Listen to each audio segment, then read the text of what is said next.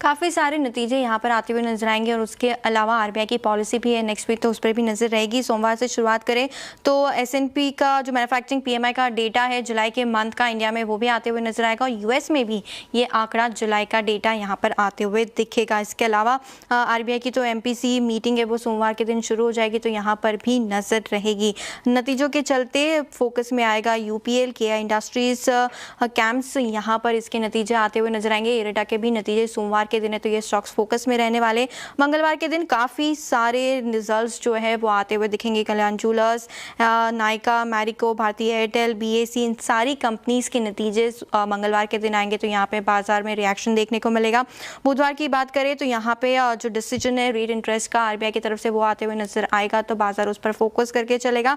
और पीएमआई के service PMI का भी आंकड़ा यहाँ पर आने वाला है बुधवार के दिन। इसके अलावा नतीजों के चलते Biocon, Aurobindo pharma, Cummins India, GE, Vernova, TND भी फोकस में रहेंगे। इनके भी Q1 के नतीजे बुधवार के दिन आते हुए दिखेंगे। थर्सडे की बात करें तो इनिशियल जॉबलेस क्लेम का आंकड़ा यूएस में ये इंपॉर्टेंट रहने वाला है मैक्रो के लिहाज से, तो यहाँ पे नजर रखें। नतीजों के चलते Blue Star, Britannia Industries, Hero Moto, Trent, Lupin जैसी दिग्गज कंपनियों के भी नतीजे आपको आते हुए नजर आएंगे। फ्राइडे को अनएम्प्लॉयमेंट और नॉन फार्म पेरोल का आंकड़ा यूएस में आते हुए दिखेगा, तो इंपॉर्टेंट रहने वाला है, बाजार फोकस करके चलेगा। और इंडिया में नतीजों के चलते Titan, Godrej consumer, SBI, Hindalco, oil India, Hitachi energy, काफ़ी लंबी लिस्ट है नतीजों की, तो नेक्स्ट वीक नतीजों के लिहाज से काफ़ी इंपॉर्टेंट। एफआईएस की तरफ से लगातार हम देखते हैं कि बिकवाली ही नजर आती है। हालांकि पिछले कुछ समय में यहाँ पे खरीदारी भी देखने को मिली है, लेकिन पूरे क्वार्टर की बात करें जून की, तो डीआईएस की तरफ से अच्छा खासा मोमेंटम देखने को मिला है।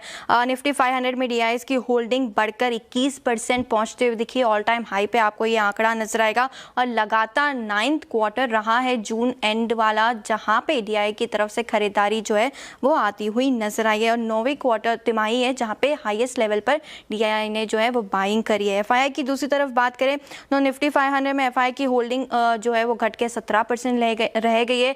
ऑल टाइम लो पे आपको ये होल्डिंग का जो हिस्सेदारी का आंकड़ा है वो नजर आएगा। और पिछले 22 महीनों में देखें तो ऑलमोस्ट 5,800 करोड़ डॉलर की बिकवाली यहाँ पर एफआईआई की तरफ से देखने को मिली है। निफ्टी 500 और निफ्टी 50 में देखें तो डीआईआई की बढ़त यहाँ पर भी बढ़ती हुई दिखी है। डीआईआई ने 82 कंपनीज में अपनी हिस्सेदारी बढ़ाई है और एफआईआई ने देखें तो 72% कंपनीज में जो है अपनी हिस्सेदारी घटाई है। और यही बात है कि पिछले कुछ समय में जो बाजार में जो उतार चढ़ाव देखने को मिला है, उसके बावजूद भारतीय निवेशक जो डोमेस्टिक इंस्टीट्यूशनल इन्वेस्टर्स है वहां से खरीदारी देखने को मिली है। 22 महीनों का आंकड़ा देखेंगे तो डीआईआई की तरफ से ऑलमोस्ट 16,600 करोड़ डॉलर की इन्वेस्टमेंट आती हुई नजर आई। एक और इंटरेस्टिंग फैक्ट है, पिछले कई महीनों से एसआईपी का आंकड़ा भी देखें तो आपको 30,000 करोड़ के आसपास ही नजर आएगा। एवरेज की बात करिए जो एसआईपी डेटा आता है 30,000 करोड़ के आसपास मंथली एसआईपी का इनफ्लो भी पिछले कुछ समय में देखने को मिला है।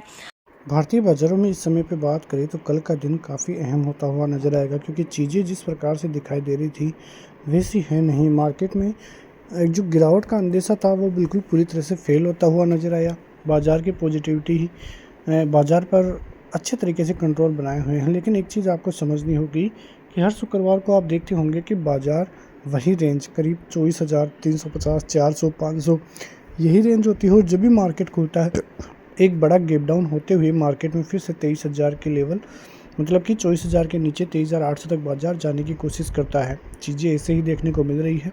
तो हो सकता है कि मंडे का दिन थोड़ा सा नेगेटिव देखने को मिले, लेकिन चीज़ें वैसी नहीं हैं कि मार्केट में गिरावट के आसार देखने को मिले या कोई बड़ी नेगेटिव न्यूज़ देखने को मिले।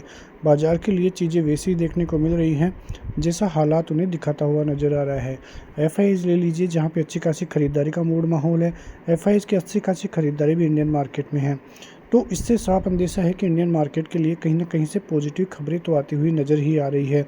उसके अलावा क्रूड ऑयल के दाम देखोगे तो $90 से फिर चलकर 80 से 85 के बीच में आते हुए नज़र आए हैं। तो चीज़ें जो है धीरे धीरे पॉजिटिव इंडियन मार्केट के लिए होती हुई नज़र आ रही है।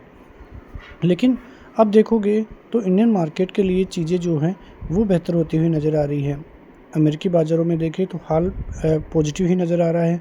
हार्मोज पर जो हमला है वो भी टाल दिया गया है और जो ट्रंप का बयान आता हुआ नज़र आया है कि हार्मोज में फिर से बदलाव हुए हैं और फिर से चीज़ें पॉजिटिव होती हुई नज़र आई हैं। जहाज़ भी जो है आना जाना फिर से चालू हो जाएगा। तो यदि ऐसा होता है तो मंडे का मार्केट काफ़ी बेहतर साबित हो सकता है और आने वाले दिनों में चीज़ें अच्छी खासी पॉजिटिव होती हुई नज़र आ सकती है। देखना होगा कि मंडे के दिन बाज़ार में क्या होता है, क्योंकि यदि मंडे के दिन बाज़ार 24,420 का लेवल पार करता है, फिर इंडियन मार्केट में 24,550 और 650 तक के लेवल्स आसानी से दिखाई दे सकते हैं।